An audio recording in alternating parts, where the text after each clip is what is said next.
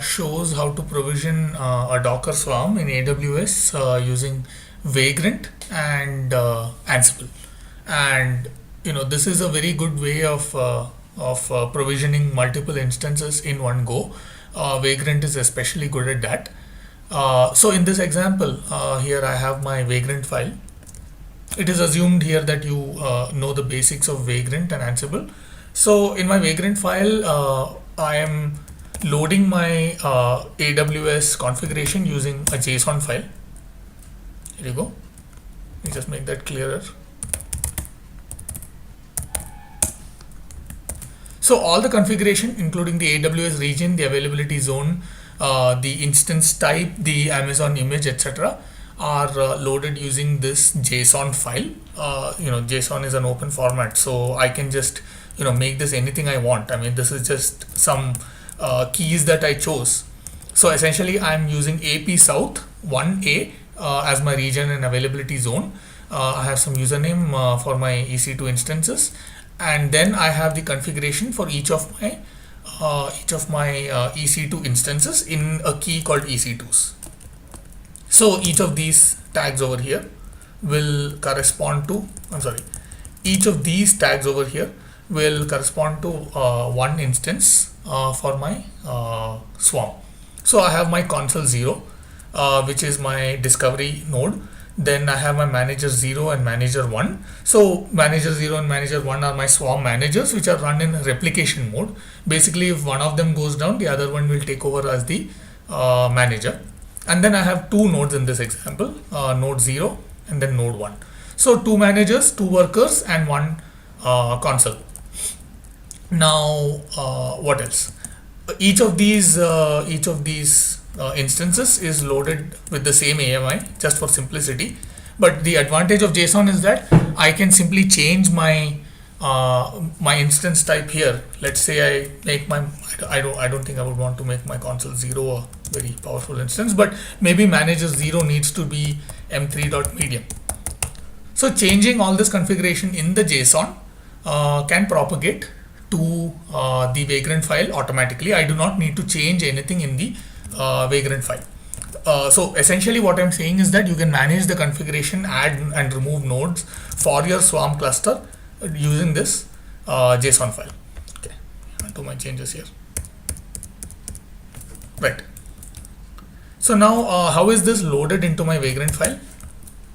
I'm basically using Vagrant files are basically Ruby scripts. So I'm using the Ruby JSON library to parse the aws.json file and parse that into a variable called aws_cfg. And then what I do is I loop through each of these, if you remember, we had the key EC2s, and I'm looping through each of them and then doing a Vagrant up and a Vagrant provision on them. So it is as simple as that. The more keys you add inside the EC2s key, you will be able to provision that many more or that many less instances.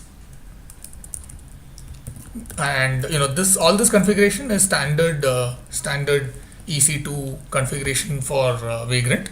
I just basically configure the region, the availability zone, the AMI, the instance type, all that stuff using the keys that I have read for the specific node that I'm configuring. I'm not going to go too much into the in-depth configuration of this, but suffice it to say that I'm essentially looping through each of the keys and Vagrant upping them in AWS. And once all that is done, I run the provisioner, which is also a Vagrant concept. The provisioner here is Ansible, and let me make that clearer. So I run the Ansible provisioner, and essentially what I've done is I've configured my Swarm nodes. I've basically configured several Ansible groups. One group is called Swarm nodes, which contains all my managers and workers. And then I have my discovery backend, which is basically the console node. And then I have my managers, and then I have my workers. So I've just created each of these groups because I need to provision each of these groups in a certain way. Like for example, all my Swarm nodes will need to have Docker installed. So any plays that run on Swarm nodes will basically run on all those nodes. And then my discovery backend needs to be configured in a certain way, and then my managers need to be configured in a certain way, and then my workers need to be configured in a certain way. So that is the story here. So to summarize, first I'm creating as many instances. First of all, I'm reading a JSON and then looping through that JSON and configuring instances based on the inputs from the JSON file. Once the instances are up and running, I provision them using Ansible. Let me quickly show you what the playbook for Ansible looks like. Okay. So the first step will be to gather all the facts about these nodes. Facts is an Ansible concept again. And basically, I'm going to run on all the nodes, here, and install Docker. Then I'm going to set up Consul daemon on all the discovery backend hosts. So as you recall, let me just open this guy here. So my discovery backend group basically has only one node, Consul 0. So I'm going to set up the discovery backend only on Consul 0. And then I'm going to set up Swarm managers on all the Swarm manager hosts. So basically that is manager 0 and manager 1 as indicated here. And then I'm going to set up the workers only on the worker nodes, which is Swarm workers. That is the summary of my playbook. And now we are going to run our Vagrant file using the Vagrant up command with the AWS provider.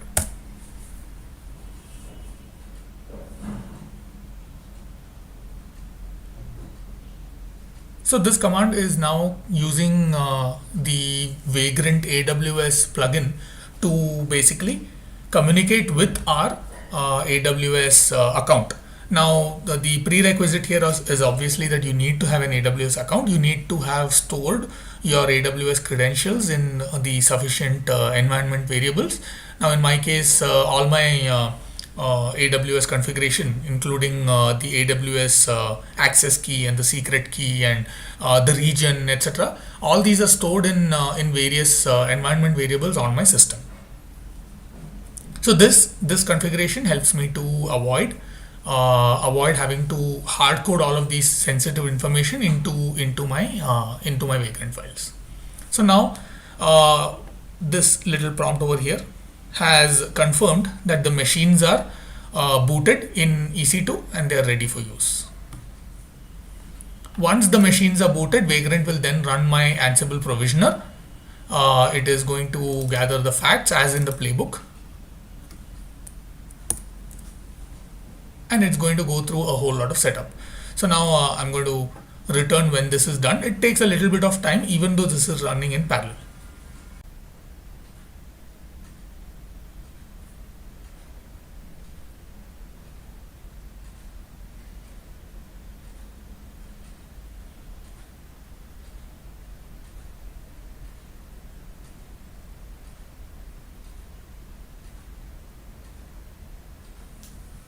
Okay, so it looks like our instances are up. Let me just quickly check that.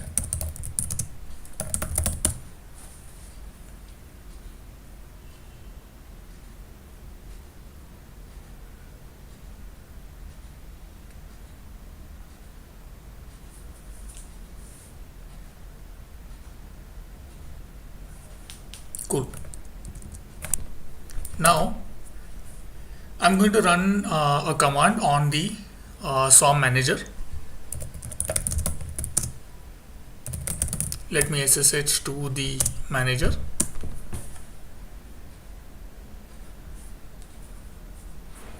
And run the command.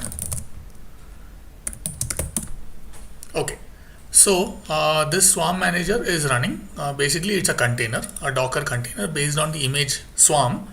The name we have given is Swarm manager, and there are some commands that are running on it, and this is right now on. Now when I execute any command on the Swarm manager, it gives me information about the entire Swarm as a whole. any command that I am running on the swarm needs to be run by referencing the port 4000. So let me run docker info, and this gives me information about the swarm. This swarm has 2 nodes. This is the IP of the first node. This is the IP of the second node. One container is running, basically the swarm worker container is running, and basically that's about it. Oh, the other important part is that this is a replica swarm manager.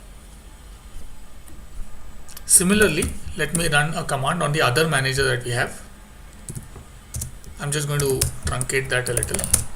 Docker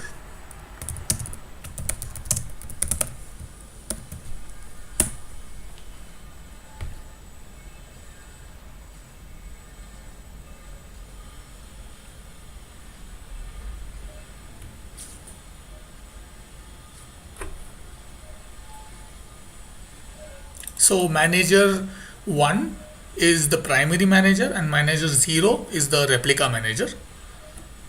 Now, how do I run any command on the swarm? How do I run any application on the swarm? Let me again connect to any of the managers. Let me just connect to manager 1, manager 0.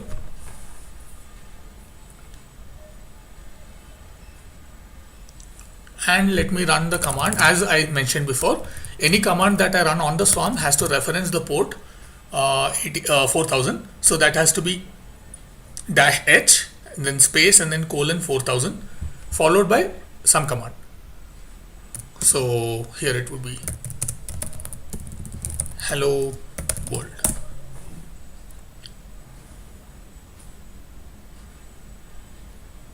Right.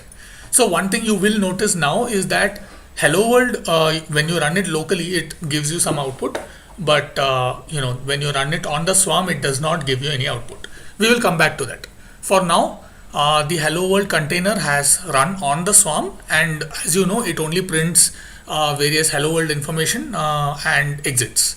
So now this container has exit. Where did it run? Let's find that out. Again, I'm running docker -h4000 info.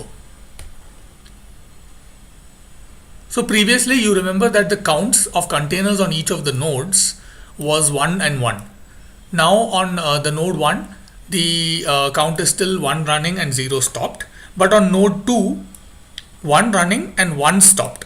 This means that this container, this hello world container has run on the second node.